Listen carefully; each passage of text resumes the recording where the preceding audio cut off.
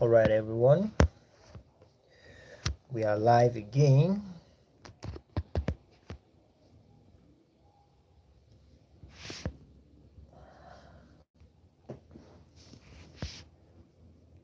Okay, just get this quickly.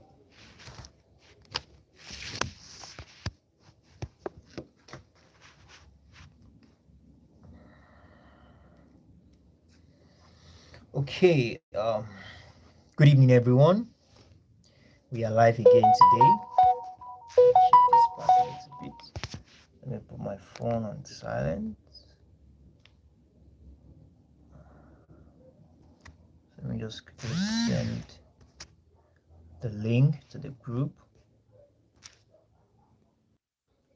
Send the link to the group so that you can know we are live. So the link has been sent. Let's wait for them to join. Wait for them to join class. Okay, for them to join the class.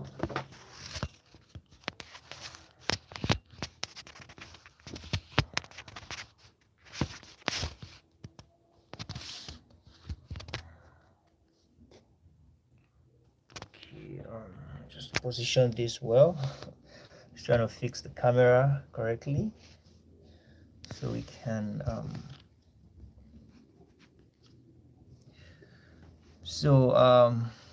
awesome, we have one person with us already. You're welcome. It's another time with the enthusiastic tutor. It's another day. We have time for another tutorial today. You're welcome. Please I'll have you introduce yourself. Please introduce yourself so we don't have much time today. We are going to be moving at a very fast pace today. Okay, it's still on the course, the continuation of the course we have been taking, and we are almost done with module 1. So the continuation of today is going to be the method of psychology.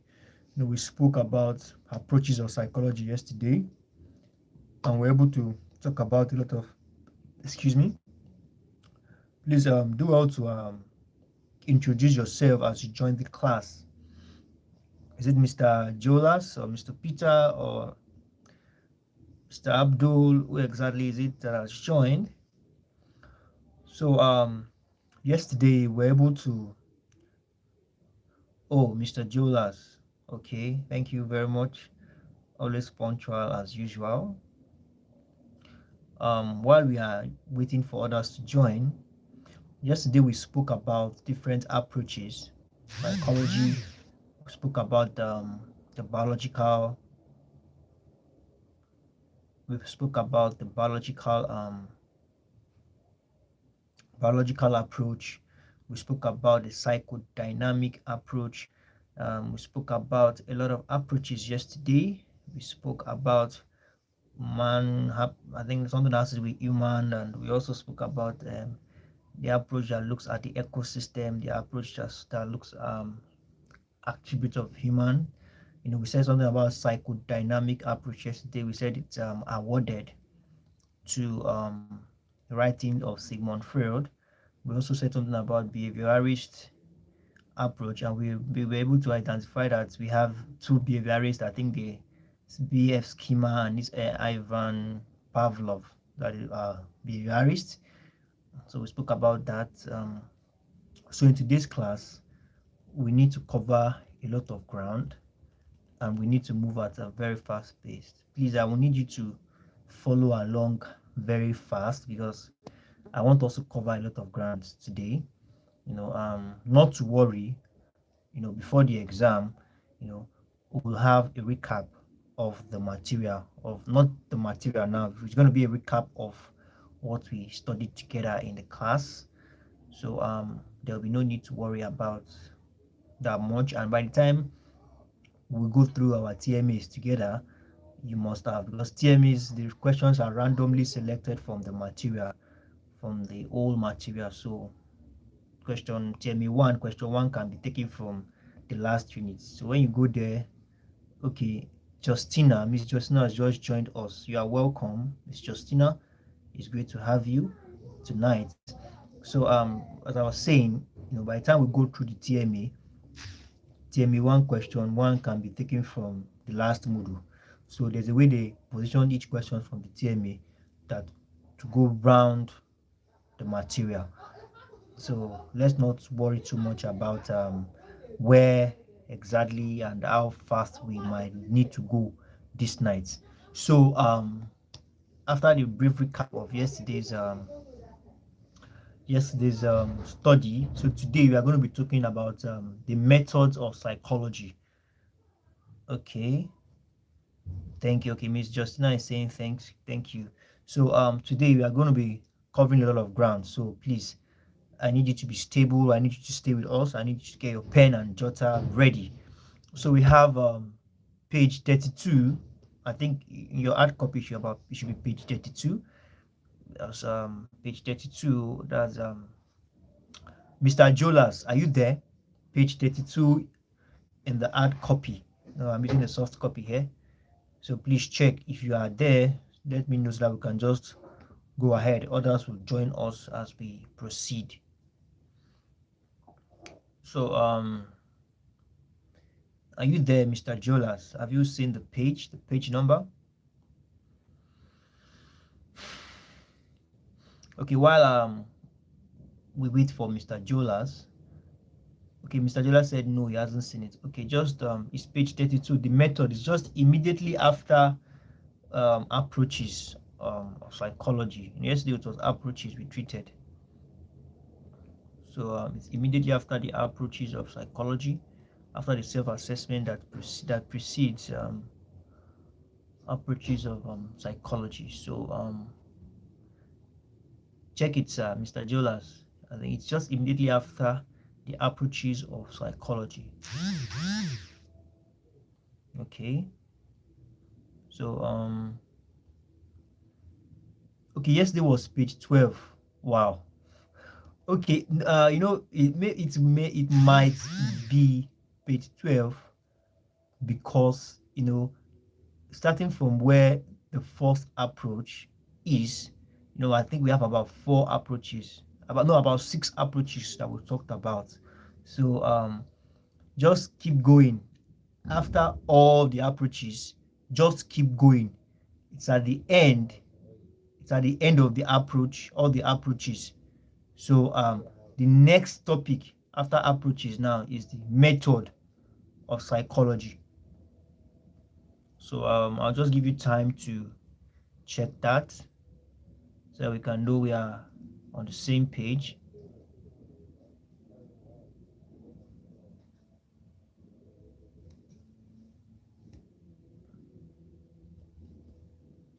Oh, thank you very much. So we are good to go. Methods. So we are good to go. The methods of psychology. So so now we have the most important method psychologists use to accomplish their objectives. That means these are just the most important one. That means this list of methods of psychology is not comprehensive. There are other methods of psychology. So, but this one we are going to be treating tonight are the most important methods. And you might be asking, why are there methods? Why are there approaches? Now, methods and approaches might be similar, but they are not the same thing. Now, before we go into the methods, let me just quickly say something about approaches. What exactly is approaches? What is approaches talking about, and what are the methods talking about? What do they stand for? Now, when we talk about approach is a viable method. Okay, let me remove the word method. Approach is a viable, meaning that it's an option, a means to an end, not an end itself. Approach now is a way where something can be done. Okay, yeah, see it, the method of psychology. Oh, thank you, Miss. That's Miss Justina. She's with us now. Okay, thank you very much. So now, as I said earlier on, approach is different from method. Now, when we say approach, approach is a viable means. It's an available option of doing something. That's why I use the word viable. It's an available option of doing something. But method is an end to itself. It's an end itself, not a means to an end. Method is the way of doing it. It's not a viable option. It's not an optional stuff. It is the way. Now let me break this down to you. How do we drink water? Any sane person will put water, will drink water, get water into the system, apart from maybe you are not feeling fine and they need to put drip into your body. You drink water through the mouth. That is the method. Whether you now the approaches that you cannot apply when you want to drink water now, you can either the approaches that can now be you can put it in a glass, you can use straw, anyhow. Those ones are approaches. But the method of drinking water, this water has to go through the mouth. So now, to better explain that, method and approaches, they are not the same thing, but they are similar. So I hope we get that clearly. So let's just talk about it now. The first most important method, which psychologists use in accomplishing their objectives, are number one, naturalistic observation. Naturalistic observation. From the word naturalistic, I think this is well explanatory. From the word naturalistic, it's natural. Observing something, observing a subject in its environment, in its natural form. Now, for the most part, psychologists have learned about behavior in animal and human subjects from laboratory studies. However, at times, psychologists want to study how animals and people behave in their normal environments. I think this one has to do with some part of eco. There's this approach that has to do with ecosystem. I think this has some parts to do with that. So we have, and I said, so however, at times, okay, we've done that. So to do this, the method of naturalistic observation is used. You must remember that this method has two general characteristics. Now, naturalistic observation is one of the method of psychology. The naturalistic observation has to do with observing the subject in its natural or in its normal environment. When a psychologist is observing subjects could be human or animal in its normal environment. It can be normal, it can be natural environment. So now we have been told that now this method, which is naturalistic observation, is characterized by two things. One, subjects are observed in natural environment. And okay, Mr. Daniel is with us. Thank you for joining us. So we have the two characteristics of this naturalistic observation. We have subjects are observed in their natural environments, and the observer does not attempt to interfere with natural behavior of the subjects. The observer does not interfere with the natural behavior. The moment the observer, which is a psychologist, interfere, it will alter the whole process. So those are the two characteristics, and I think we are good, so we can move forward because I want us to cover a lot of ground tonight. So we have, it is to be noted that the ethnologists, that scientists who study behavior of animal in the wild, I think we should take that down, who is an ethnologist. An ethnologist is a scientist that studies animals in the wild, the behavior of animals in the wild. I think like all these Najo Wild, some of us that watches Najo Wild on DSTV, it's one of my favorite programs, Najo Wild on GSTV or GoTV. All this documentary we watch, they don't just happen like that. There are scientists that goes into the wild, you understand, to observe, to study them. That's how we have things like documentary and animal world. So these scientists, these psychologists are called and ethnologists. They are called ethnologists, the observer of animals in the wild. So now they use this method of naturalistic observation. Now you come across this question. Dash method is used to observe subjects in its natural environment. I believe we understand that. I believe we know the answer to that, which is the naturalistic observation. So now we have, for example, much of what we know about aggressive behavior in animals comes from ethnological studies. Let's not forget, ethnological study is the studying of animals in their natural environment. Now, from these studies, psychologists have learned that groups of animals have territories and will band together to fight off any intruders, which is very correct. One thing that gets animals aggressive is when they are protecting their territory. And there are some, like most of all the animals actually are very territorial. Human beings can somehow be territorial because we have some human beings that anyone that is not accommodative, anyone that doesn't want any other person is in his or her own space. I mean, that person is territorial. Anybody who's just on his own doesn't want you to step on. No, don't come close. Don't step on my toes. People like that are territorial. This is what we are talking about. So, by the help of ethnologists who study animals in the wild, we have been made to understand that animals have territories and they will attack anyone who is an intruder in their territory, even their species. That's why you see lions fight. If you watch Natural Wild a lot, you see lion fighting lion. You'll be surprised. Are they not the same species? To the point that they can even kill each other. So now animals have territories and they will fight off any intruders. Now let's take this down quickly.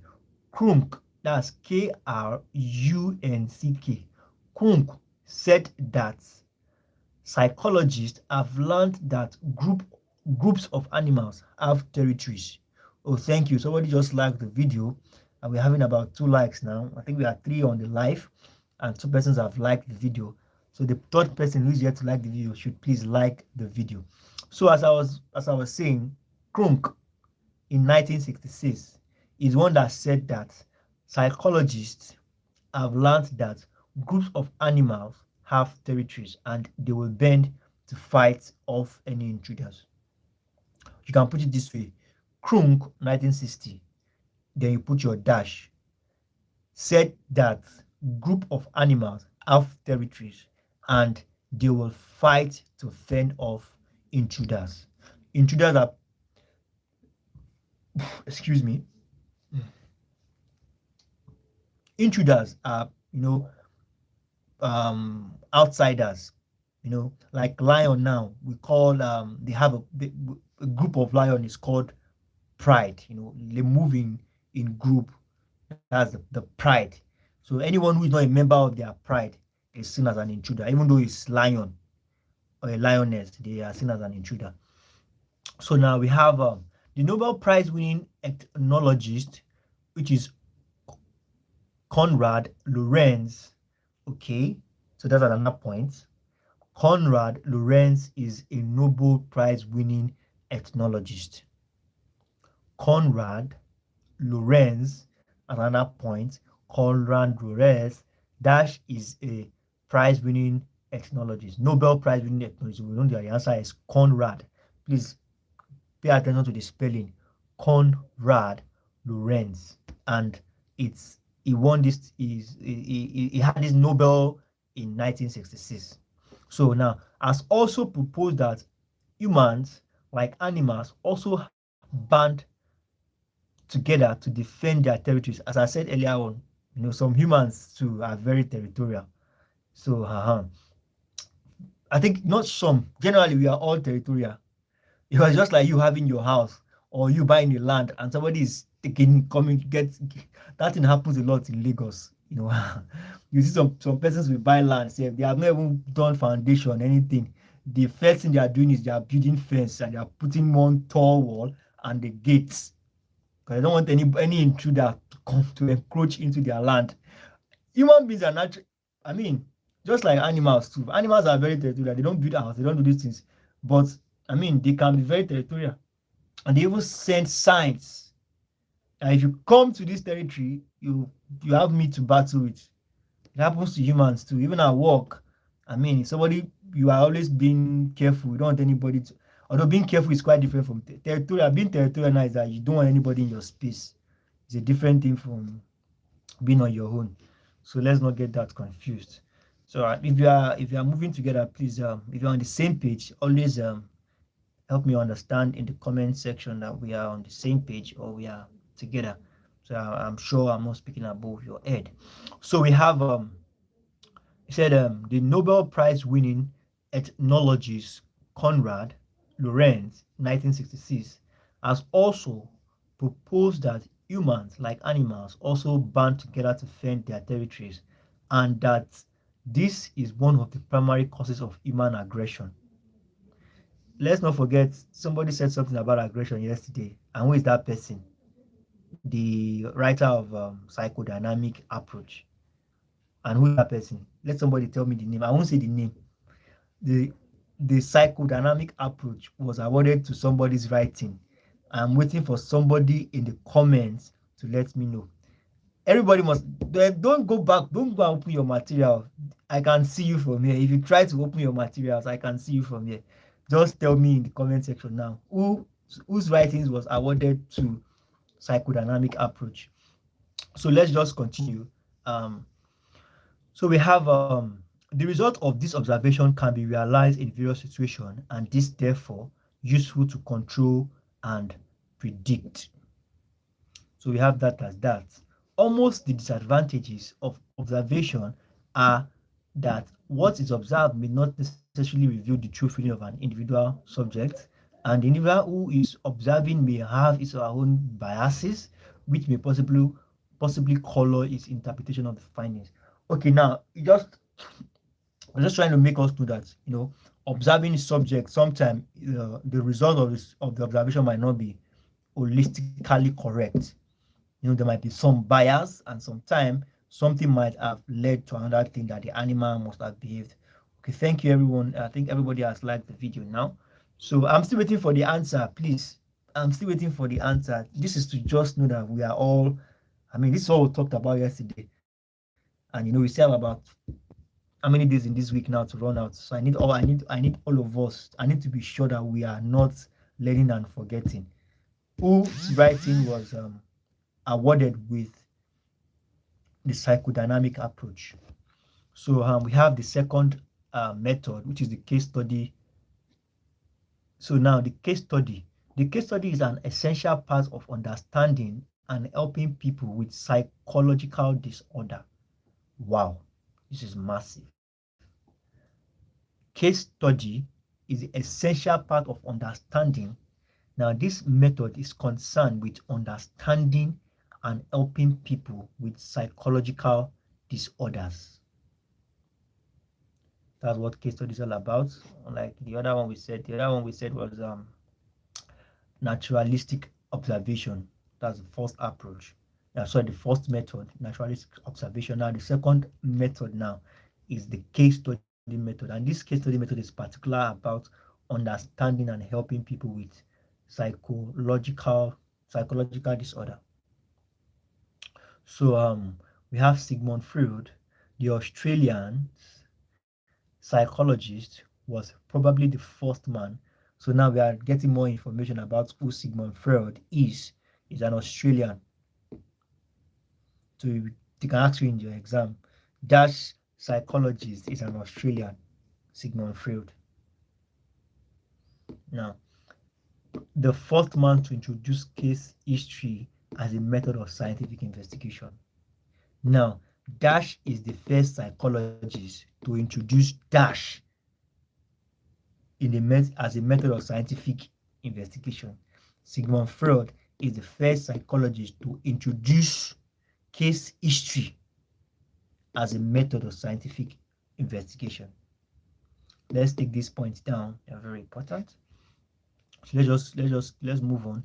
Case history may be described as mainly a clinical method. clinical enhanced health-wise, let us give an example as to assist you in gaining a clear understanding. In order to treat a patient, the psychologist need to know what sort of difficulties. Oh, okay. It's Justina. Awesome. Thank you very much for that answer. Somebody just gave me the answer now. Yeah, you're very correct. It's Sigmund Freud. Sigmund Freud actually, his writing was awarded to the approach of psychodynamic approach. Thank you very much for that, Miss Justina, Mr. Peter, Mr. Daniel, and Mr. Jolas. You people owe Miss Justina a bottle of Coke because none of you could answer my question. She was the only one that answered the question. So let's go straight to it. So we have the psychologist. Okay, now let us give an example. Okay, we think you've taken that. Okay, in order to treat a patient, the psychologist needs to know what sort of difficulties the patient is experiencing. The psychologist asks the patient about his or her background in relation to sickness. This is where case study is coming from. From the word case study, there cannot be a case without a retrospective occurrence. I don't know if we get that. There can't be a case without a retrospective occurrence. There can only be a case that reference can be made to. From the word case study, something has happened before in the past.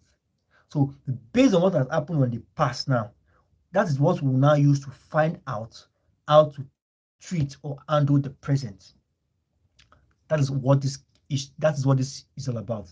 Case study, case history. So we have that as that. So as I said here, the psychologist then composes a case study describing how patients these difficulties arose. Now, based on what the information, based on the information the psychologist now has gotten from his or her patient, then a case file will be opened. A case study will then be established, and they will know how to treat the patient. So now we have the major advantage of the case study is that it provides comprehensive information. Exactly. Why do you want to know the past? If not, you can have sufficient information on how to handle the present.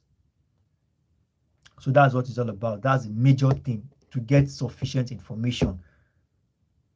You understand, about the case, about the patient. Now, in addition, it offers opportunity to cooperation between teachers and that's not necessary. Now, one of the major problem of the case study is that it often forms the basis of making sweeping generalization. I think that's fine. So we've gotten the points from the case study. Now is just to get enough information so we can know how to treat the recent occurrence. So it's just on the basis of knowing what has happened, the case history. Then if the case history has been gotten, then the case study now is being established, and the psychologist then will know how to go about treating the patient. So we have the third one. Okay, Mr. Joseph is just joining us. He said, "Hi, good evening, everyone." Mr. Joseph, you came a bit late. By the end of this class, I think the video of this class will be available, and you can catch up with what you did not get. But we have not gone too far in the class. So now the third method, which is surveys. Surveys is more of giving people something, giving them plan, giving them questions to answer. Now, surveys are questionnaires conducted in person or through the mail that inquire into the ways of a group of people think or acts. Survey is just about giving people questionnaires. Could be physically, could be online. And why do you give these surveys? You give surveys a lot. I think that's one of the basic way of actually making money online, because there are a lot of companies abroad that want people to attempt to attend to their surveys, and actually they pay in cents. Maybe they pay 2 cents, they pay 3 cents, or 1 cent if you can answer a survey correctly. So survey is just about giving a form to fill, and that form is referred to as questionnaire. People fill it. You ask them question, they fill it. You can send it to them through their mail, physically or virtually. So that's what survey is all about. Ask that's that. Okay, therefore a statistical method must be used to pick a random, but okay, now from all the questions, now from all the answers you have gathered from the survey you have given out, it is important for you to remember that in conducting surveys, the population or groups of subjects to be surveyed must be identified. Exactly, if you are giving, they are called targeted audience. Don't just give your, if your survey is all about pregnancy, even that pregnancy itself, you have to be very particular about the age range. If you are targeting pregnancy between the age of 30 to 25, so you know the people you are giving your questionnaire is within that range. That if that is what your research is revolving around, you don't go and give your questionnaire to people who are pregnant in their late in their 50s or in their 50 in their 60s. So there's what we call targeted audience when you are giving surveys. So now let me just go through the surveys. Surveys are questionnaires conducted in person or through the mail that inquire into the ways of a group of people. Don't forget, you are making an inquiry. Survey is the method that is concerned with the giving of questionnaires. Is through the survey can be defined as a can be defined as a method which is concerned, method of psychology that is concerned with giving targeted audience questionnaires to make inquiries about their way of life. And after these questions, after the answers has been gotten, then the population must be sampled. I don't know if we get that correctly. The sampling of population is actually very also important. It is important for you to remember that in conducting surveys, the population or group of subjects to be observed must be identical. Okay, so it must be identified, which is the targeted audience. Therefore, a statistical method must be used to pick random but representative sample of the population. So we have the fourth method, which is correlation studies. Now, correlation, from the word correlation, it to be similar or something. So to see if two variables are association, like associated or related to in some way, psychologists use a statistical technique devised by Francis Galton, known as correlation. So now the point you're taking out from this is correlation, the study of variables that has similarities, or the study of relationship between variables. The study of relationships between variables. That's what this correlation approach is. Okay, yes, I'm with you. That's Justina. So yes, I'm with you. Okay, thank you very much. So now correlation, that's the correlation studies. That's what it's all about. The study of the relationship between variables. And one man has been awarded with this correlation study. Now that person is Francis Galton. He has been awarded the thumbs up of getting this correlation technique. There's a statistical technique using attempting this correlation, and the person that built this statistical technique is Galton. His name is Francis Galton. Can we say is the father of correlation studies? Francis Galton is the father of correlation studies. So we have the fifth one, which is experimentation. Experimentation in psychology. Experiments are performed on animals and humans. You need to remember that an experiment allows the psychologist to identify causes and effects of the extent that, okay, we don't have to go through all this. I mean, it's very explanatory. Experimentation. Psychologists perform experimentations. That's how they observe, and they perform it on subjects. And these subjects could be human beings and it could be animals. So let's just move ahead. So we have 6, which is tests. Psychological tests are used to measure all kinds of abilities. Now, from the word test, you need to measure. When you test, you are measuring. Now, measure the test, measure all kinds of ability, interest, and achievement. Such tests are referred to as test batteries. Now, test is said to be the measuring of all kinds of ability, interest, and achievement. Test has to be measuring. Test, the keyword there is measure, to measure all kinds of abilities, interests, and achievements. So that is that for that. So we have questionnaire. Questionnaire is a short method of gaining information on a specific problem in a brief interval of time. Now, questionnaire is a short method of gaining information. Let's not forget, we said something about sharing of questionnaire, which is survey. And we said for you to run a survey, then you have to share questionnaire. Now, what is questionnaire itself? Questionnaire is a short method of gaining. Could we say questionnaire is a brief?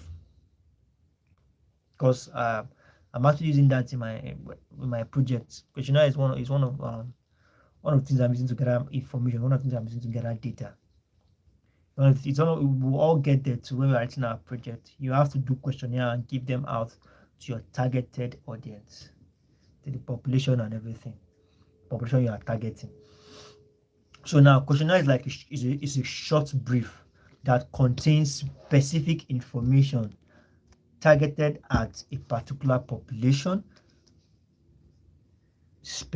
A brief containing specific questions targeted at particular population. I believe we get that. So that's what questionnaire is all about. So we have now we have Medinus and Johnson credited Stanley Hall as the first psychologist to use questionnaire in child study. Okay, Medinus, I think this is the point we need to take down. Medinus and Johnson credited Stanley Hall as the first psychologist to use questionnaire. Okay, now the first set of psychologists that used questionnaire in child study, they are Medinus and Johnson. Yeah, they're the first 2 psychologists to use questionnaire. So we also have questionnaire are widely used in educational psychology. Okay, in a questionnaire, standard instructions are given. Okay, I have said that instructions are given to all subject and personal appearance. Okay, I think it's something we've spoken about already. Now, at this stage, it is important for you to note that there are 2 types of questionnaire. They are the structured and the unstructured questionnaire. Now, under questionnaire, I know we've spoken about what questionnaire is. Now, there are 2 different types of questionnaire. We have the structured and the unstructured questionnaire. I hope we are taking these points down. Mr. Jolas, are you there? Mr. Peter, Mr. Daniel, I don't do violence with us today. Mr. Joseph, and the other lady that I called her name a moment ago. Okay, please, if you are there, if you are with us, if the class is making sense to you, please do well to say something in the comments. We have been silent this night. Are we tired? Has it been a very stressful day? It's been a stressful day for me today, actually. I've not been able to rest at all today. So spoke about the questionnaire, which is the 2 types of questionnaire, which is the structured and the unstructured questionnaire. Now, the first seeker, now they are assigned to elicit information from people either about, okay, Mr. Jolas has responded. He said good. Okay, what about Justina, Miss Justina, Mr. Joseph, Mr. Peter, Mr. Daniel? Are we all there? Okay. She said hi. Okay, awesome. So we have okay. Okay, I don't know who this is, but this person is saying Holy Communion. What is all this? I don't know who's doing this, but let's just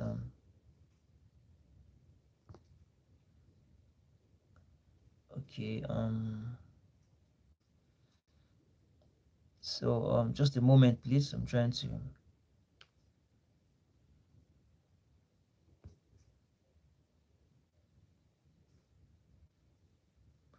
Okay, we are all good. I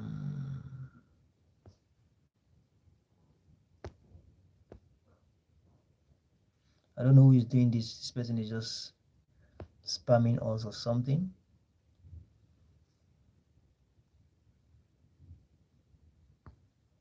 Excellent. Okay, thank you, Miss Justina. Okay, thank you very much, Miss Justina.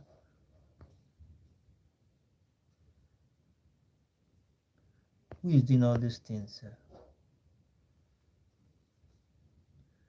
So so let's just continue. So now it is said that they are structured and unstructured questionnaire.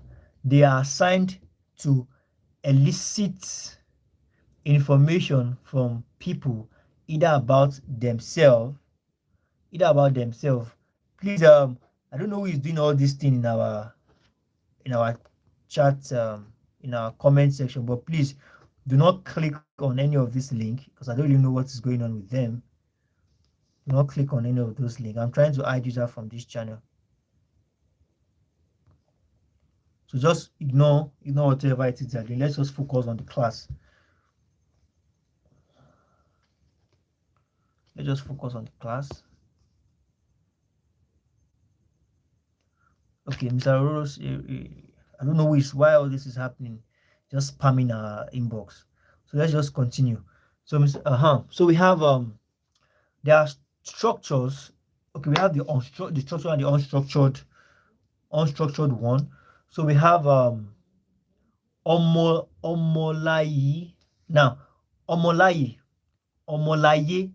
identify two major parts in any questionnaire. Now, a questionnaire, there are two major types.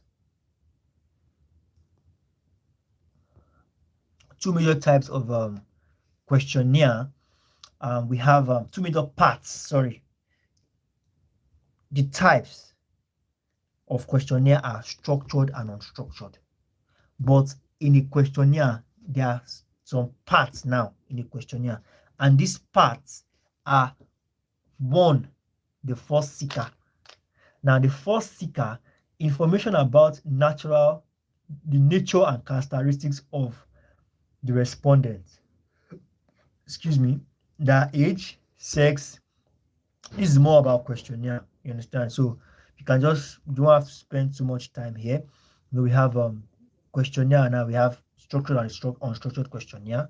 Then the parts, we have the first seeker, the second part, which is concerned mainly with measurement. Now, the first seeker, that part is concerned with nature and characteristics of the respondent. Now, the respondents are the people you are giving your questionnaire to. If I'm actually doing a research and I need to take my questionnaire to Mr. Joseph, I need to take my questionnaire to Mr. Peter or Mr. Daniel, you understand? If I need to take my questionnaire to them, the moment I give them the questionnaire, now they have now become my respondents because they're the one that will provide me the answers I actually need.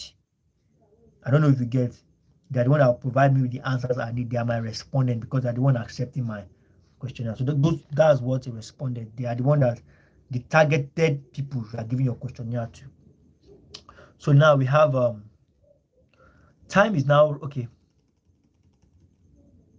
I think that is that for that. Okay, okay, now let's see. Okay, time is now right for you to clap. Okay, okay, that's now A structured questionnaire now contains the questions and alternative answers to them. Now we're talking about a structured questionnaire. A structured questionnaire contains the questions and alternative answers to them. Now, what does this mean? The answer provided for each should be exhaustive of all possible responses and at the same time mutually exclusive. You should know that the administration and scoring of structured questionnaire is straightforward and the results lend themselves readily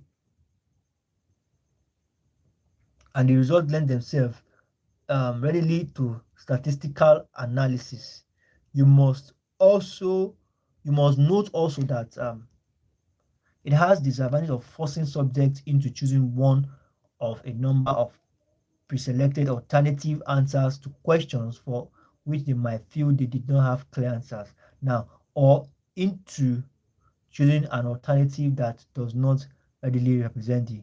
Okay, now please let's just ignore all this thing going on in the chat.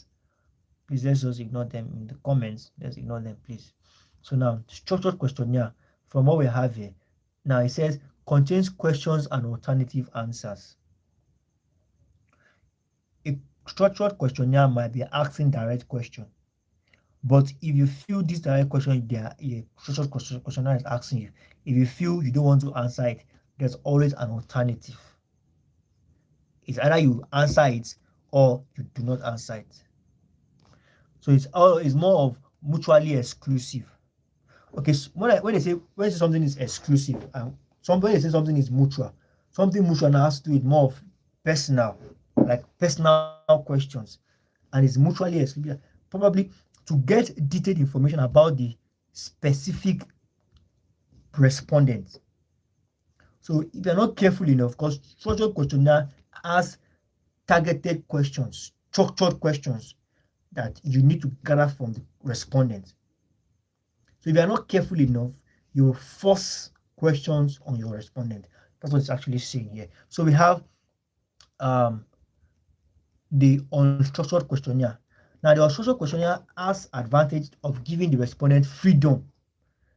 As you can see now, I said something about if you're not careful enough, the structured questionnaire forces people to give answers because it's mutually exclusive. Exclusive, it says that it is basically for it's either you take it or you leave it.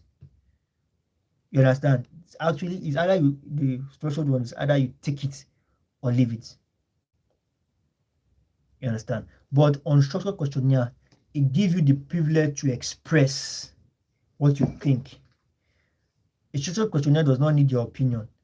It's either a yes or a no. But the unstructured one gives you the privilege to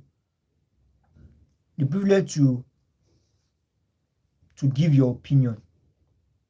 Yes, you use the privilege to give your opinion. So now that's just about the structured and the unstructured. So that's also one thing about the structure. So we have our conclusion. Now, in this unit, you have learned some approaches.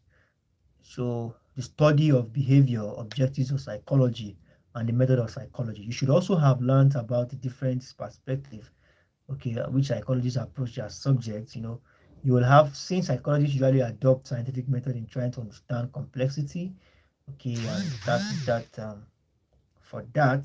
So we have our summary. What you have learned in this unit concerns the approaches to the study of behavior. You have also learned the objectives of psychology and some of the methods used by psychologists in their research. In this unit,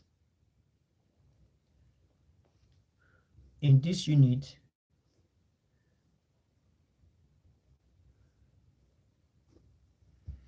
so in this unit, the unit are served to indicate what you will learn in other units. Okay, so this is more of a basics, a prerequisite for other. Okay, now we have a tutored mark assignment. It said explain the 4 objectives of psychology. So what are the important method psychologists used to achieve these objectives? So this is going to be our assignment. Please take note of this assignment, do it and send it to the class. Explain the 4 objectives of psychology and what are the important methods that psychologists use to achieve these objectives. We've spoken about the methods and we've spoken about objectives of psychology. So let me see if we can take one more topic before we go. Please, if you are of the opinion that we take one more topic before we go, please, I want you to indicate in the comment section. I think we should just call it a wrap for today. If you are, please just indicate in the comment section. Should we just call it a wrap for today, or should take one more topic? Okay, yes. Okay, thank you very much. I believe we've spoken about the objectives. We've spoken about the objectives of psychology. I've also spoken about the method of psychology. So let's just take one more, then we call it a wrap for today. I really need us to cover a lot of ground. We need to move at a very fast pace. So now some basic concepts in psychology. Basic concepts in psychology. So we have introduction. In unit 2, we discussed the study. The unit we just finished now is unit 2, the study of behavior.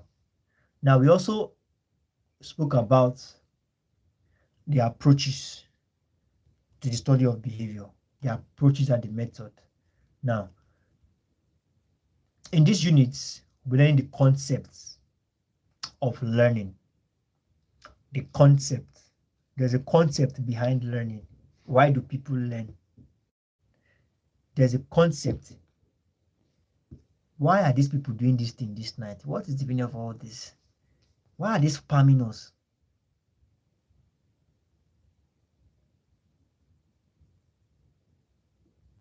This is crazy. I mean, so there's a concept behind learning. We'll know that in this tutorial tonight. So now, to the layman, learning has always been a rather simple matter. He sees it frequently and assumes that he has a clear understanding of its meaning. To a layman, learning is just simple because he sees it frequently, so he assumes he knows it. Now, that is getting to know something he does not know. That's what some people see learning as. Getting to know something. Like, definitely, like majority of all of us, that's what we see learning as. Learning is getting to know, to learn, like to know what you don't know before. You have learned. Oh, Miss Justina said my network is not good. So sorry about that. Even me myself this night, I had to subscribe with my Airtel this night because MTN was just giving me issues. I could not go live. I could not go live with MTN, so I just had to I'm afraid we might not be able to continue with this class again tonight. I don't really know why we are just being spammed. In our inbox is being spammed, and I don't want YouTube to strike this channel because this is actually a red flag. This might be a red flag on the channel. This spam are just getting too much. So please, let's just call it a wrap today. So tomorrow we'll talk about the concept of learning. We'll talk about it at length, and tomorrow, believe me, we'll be covering a lot of ground tomorrow. So there will be no time. Okay, tomorrow I'll actually be going to work. I'll not be around until past 11 or 12. So our class tomorrow might be late, but we'll definitely have our class tomorrow. So let's just prepare ourselves. Let's prepare our mind. And I have good news for every one of us. I'm uploading a tutorial on mathematics MTH 105 this night. So we can all just stay tuned and expect the tutorial. The tutorial is basically about logic, mathematics, and then logic algebra in mathematics. That's our unit one. You understand? Module one, unit one. That's the first thing we are taking before we now even go to matrices. And believe me, logic is very easy to understand because the bottom line of logic is just identify the true value and false value of a statement. Logic is when we use symbols, symbolic logic, when we use symbols and alphabets to express statements or arguments in mathematical form. So I've actually done the tutorial. I've recorded the tutorial, but it's quite long. So the editing, I was actually recording the tutorial before. You can imagine I've been out since morning. A friend of mine is relocating to Canada. A family member of mine is relocating to Canada. So he asked me to come around and come and pick some. I had never even planned I was going out today. I was actually here recording the tutorial. So I could not even finish it. I just had to stop along the way. So the one I did, I stopped at the reasonable end. So the one I did, I'm uploading it that this night. So I'm going to definitely continue. So even while I was living in the Uber that took me, I was editing the video, and I'm not done editing, but I promise you to be this night. I'll make sure I finish editing. I'll release it this night. So just take your time and understand the. I actually give an assignment on it too as well. Please go through the tutorial. We don't have much time to waste now. Every day we can't spare, and that's why we are doing this class every day, because we need that. We need to put this first semester and your second semester on the level. They are your foundational stage, and you need to take advantage of them. You can't afford to have any carryover, and by the grace of God, none of us will have that carryover. And I believe with this pace, with this momentum we are going with, we'll learn fast and we'll go far. So thank you very much, everyone. Give me just now say amen. So thank you very much, everyone. So call it a wrap for today. See you in our tomorrow's class. Ensure you go through our previous lessons. Don't just close your book after this tutorial. I mean, this is a video. You can always listen to it when you are skipping. Don't listen to too much music. All this music does not really help. I think there's a way YouTube allows you to download these videos after you have watched them. You can go through them even in your leisure time, put them on speaker, put them on your microphone, and listen to this thing over and over again. There's no way you listen to it over and over again that you easily forget it. Thank you very much, Mr. Aurora, Mr. Jolas, and good night, everyone.